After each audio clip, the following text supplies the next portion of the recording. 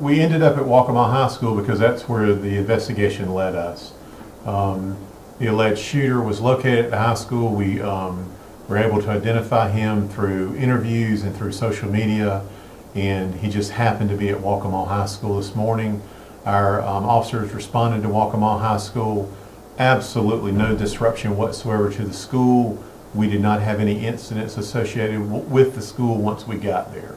It was pretty seamless. And it just comes down to our great working relationship with the school district.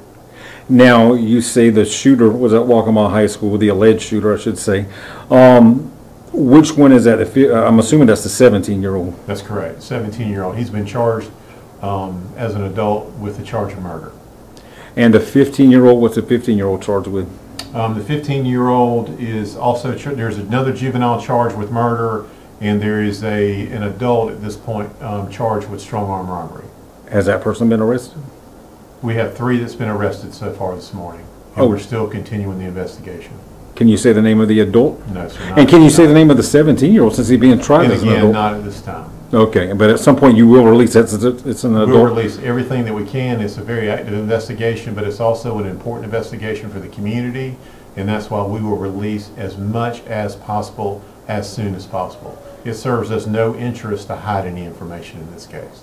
In 2017, the victim in this case was the victim of a shooting. He survived that shooting. Is this incident last night connected with that in any way? We have no information at this time to tell us that these cases are related.